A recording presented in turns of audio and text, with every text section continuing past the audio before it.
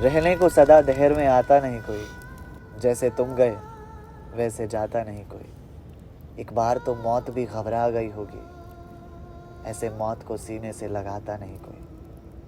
साकी से गिला था तुम्हें मैखाने से सिकवा, यूं जहर से प्यास बुझाता नहीं कोई। वाह वाह वाह वाह, बहुत खूब बहुत खूब। क्या बात है मेरे दोस्त, आज कैफी साहब को याद किया जा रहा है? बस किसी की याद आ गई। किसकी याद आ गई, जरा हमें भी तो बताओ। लंबी कहानी है, सुनोगे? अरे क्यों नहीं, विवेक की कहानियाँ और हम ना सुने तो ठीक। 34 साल पहले एक लड़के का जन्म हुआ था। कृष्ण कुमार सिंह, ऊषा सिंह के घरों में खुशी की लहर दौड़ उठी थी। वो कहते हैं ना कि पूत के पांव पालने में ही दिख जाते हैं। इस लड़की की काबिलियत भी पालने में ही दिख गई थी। बचपन से ही उसने चांद सितारों से दोस्ती कर ली थी। वो चांद सितारों के साथ रहना चाहता था। वो उस जादुई दुनिया में खो जाना चाहता था। छोटी सी उम्र में ही उसने अपने सपनों की लंबी लिस्ट बना रखी थी। बड़े अजीब अजीब सपने थे उसके, जिन्हें वो पूरा करना चाहता था। एक बार की बात है, स्कूल में उससे पूछा गया कि बड़े होकर क्या करना चाहते हो, तो उसने कहा कि चांद पर जमीन खरीदना चाहता। पूरी क्लास उसे ही देखती रह गई। वो कोई साधारण लड़का नहीं था।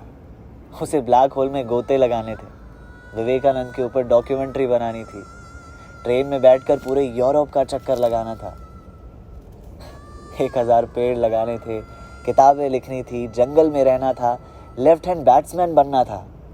इतना ही नहीं, वो अंतरिक्ष में समय गुजारना चाहता था, फिल्में बनानी थी, और न जाने ऐसे कितने ख्वाब थे उसके।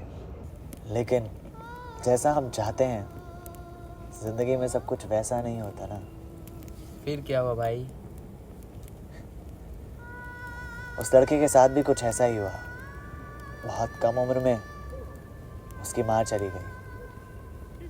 उसके बाद पूरा परिवार दिल्ली चला गया। दिल्ली में जाकर भी उसने अपने सपनों के लिए मेहनत करना शुरू कर दिया। इंजीनियरिंग की पढ़ाई करने लगा। इंजीनियरिंग में भी उसने टॉप किया, लेकिन उसे लगा कि इससे उसका सपना पूरा नहीं होगा। उसके बाद उसे अभिनय, नाच, गाने में रुचि होने लगी, और कड़ी मेहनत के बाद उसे सफलता भी मिली। उसने बहुत सुपरहिट पिक्चरें बनाई, बहुत फिल्में करी, और बहुत पैसे भी कमाए। दोस्त, तुम किसकी बात कर रहे हो? आगे सुनो, पता चल जाएगा। वो कहते हैं ना कि भगवान अच्छे लोगों को अपने पास बुला लेता है। महज 34 साल की उम्र में ही वो हम सबसे विदा हो गया। जानना चाहोगे ये कहानी किसकी है? हम सबके चहेते सुशांत सिंह राजपूत की। वही सुशांत सिंह राजपूत जिसने हमें खुलकर जीना सिखाया।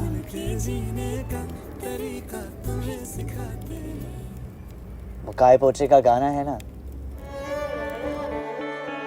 रूठे ख्वाबों को मना लेंगे, छोटी पतंगों को थामेंगे, है जज्बा, है जज्बा।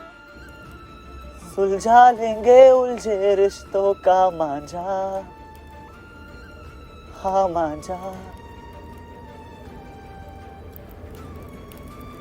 हमें जिंदगी की उलझनों को सुलझाने की नसीहत दे वो खुद। बड़े शौक से सुन रहा था ये जमाना, तुम ही सो गए दास्तां कहते कहते। जन्म कब लेना है और मरना कब है हम डिसाइड नहीं कर सकते, पर कैसे जीना है वो हम डिसाइड कर सकते हैं।